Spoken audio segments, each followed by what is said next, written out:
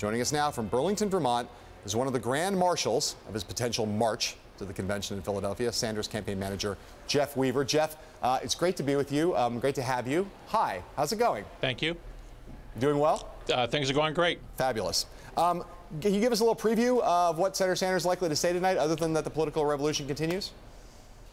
Well, I think it's a continuation of what happened on Sunday when he met with some of his more prominent supporters and surrogates, talking about how we move a progressive agenda forward, how we transform America. His presidential campaign is and always has been really about how we transform America and not really about him. So, I started working with him 30 years ago this month, and he was saying the same thing then he says now, and he'll be saying it, God willing, 30 years from now. And how we move forward now to create the kind of progressive change we need is really the challenge, and that's what he's going to be talking about tonight. So is he going to be, again, understanding all that, are there tangible steps that he's going to lay out? Well, I think he will, and I don't want to preview it too much, but I think this is an opportunity for him to talk to the millions and millions of people who voted for him, directly, unfiltered, and I think it'll be a very positive and uplifting speech, and I think well received by the people who worked hard on this campaign and supported him. Jeff, Alex Wagner here. Can you tell us a little bit more about the meeting between Senator Sanders and Hillary Clinton, and whether anything transpired in that meeting that might move Senator Sanders closer towards endorsing Hillary Clinton? Well, I think it was a very positive meeting. It was very cordial. Of course, the two of them know each other. They served together in the Senate together. There was a lot of substance. There was a lot of talk about substantive policy issues. They're both kind of wonkish, frankly. And they talked about a lot of the issues where they're close and some of the issues, frankly, where they're not so close. But it focused much more on substantive policy than it did on, process issues. So, Jeff, although there was talk about reforming the electoral process, reforming the Democratic Party, and making it more inclusive and broadening its base. So, Jeff, one of the things you all have been saying and that Senator Sanders has been saying pretty consistently since in the days since voting stopped in the Democratic nomination fight has been that you're going to continue the campaign on to the convention. Just tell me what that, yes. What does that mean? Well, what it means is, look, there is a progressive agenda that he laid out. The country has a lot of needs. Those needs have not changed just because the voting has stopped. His life's work has been to advance those agenda items, dealing with income inequality, dealing with a corrupt campaign finance system, getting health care to everybody, making the country a more fair and equitable place. Those issues still exist.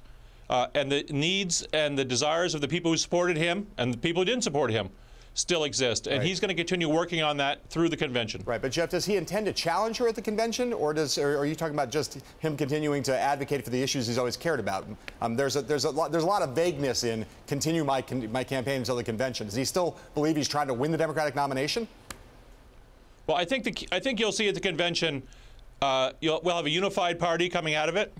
I think there will be a discussion of a lot of the substantive issues, including some issues that separated the candidates. And I think this is an opportunity for those issues to be aired, Jeff, and for the rank and file of the Democratic Party to address those issues. Jeff, his campaign was to win the Democratic nomination. So is he still campaigning to win the Democratic nomination or not? Well, he still is a candidate for the Democratic nomination. Certainly that's the case. He's going to go. Is the campaign making calls to superdelegates?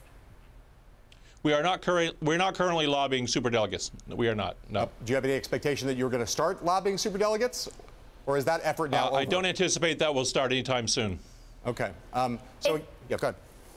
Is Debbie Wasserman Schultz going to remain head of the Democratic National Committee? Well, you saw there was an announcement today, reported widely, that there is a new chief of staff there who will be taking over day-to-day operations. That's certainly a very positive step forward. As you know, our campaign and our millions of supporters have felt that Debbie Wasserman Schultz has not been an honest broker in this process, that she has led to more division in the party, and is really not in a position to offer the leadership we need to bring the party together in the fall. So is that a yes or a no?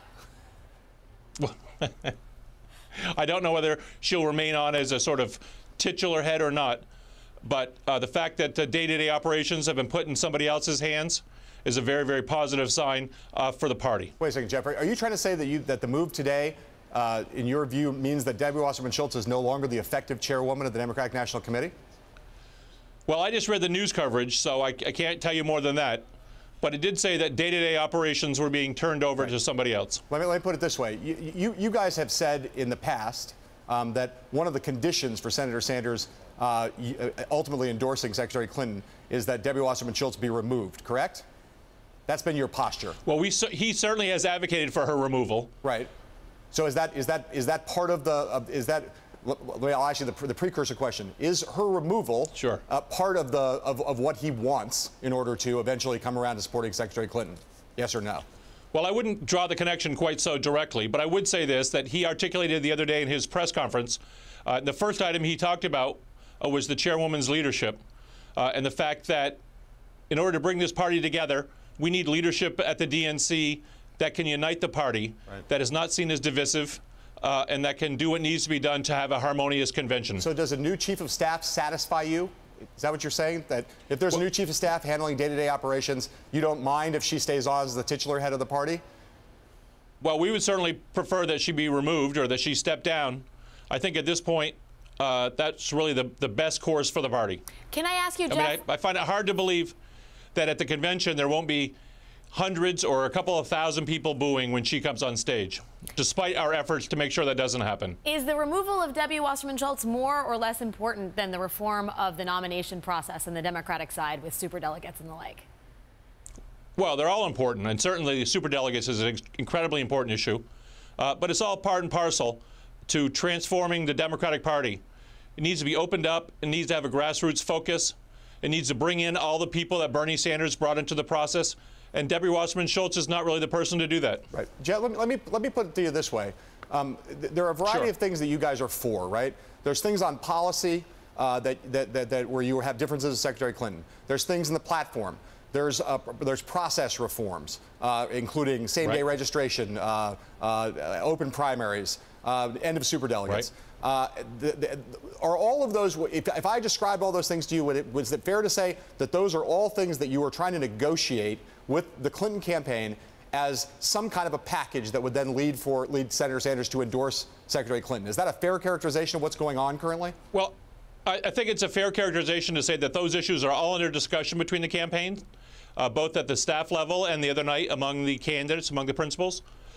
So, yes, we are discussing those issues. Right. But you're saying that not that all of them are non-negotiable. Obviously, you're in negotiations, right? But that if Secretary Clinton gives on some of those issues, and you guys find a mutually agreeable set of concessions, so to speak, that will then lead to Senator Sanders endorsing Secretary Clinton before the convention. Is that true or false? I wouldn't say they're concessions. I wouldn't describe them as concessions. What I would say is that almost 12 million people voted for Bernie Sanders. He won 23 contests, 22 states, and Democrats abroad. So there's a huge part of the Democratic base that supported his agenda and the reforms that he wants to enact. And I think it is best for the party if the Clinton campaign acknowledges that reality and reaches out to those voters with tangible, concrete changes that will let those people know that their voice have been heard in this process.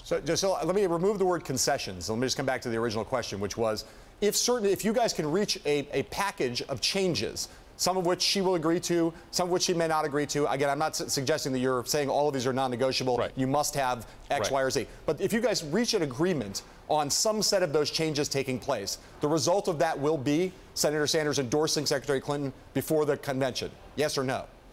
Well, I would say that the party will be unified. Senator Sanders has always said that he will support the Democratic nominee.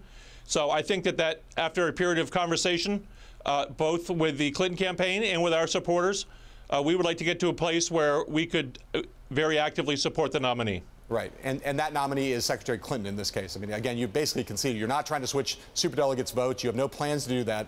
So you're basically saying Secretary Clinton is essentially the presumptive nominee at this point, and you're trying to get to the point where you can be behind her. Well, certainly she's been called the presumptive nominee by the media, that's for sure.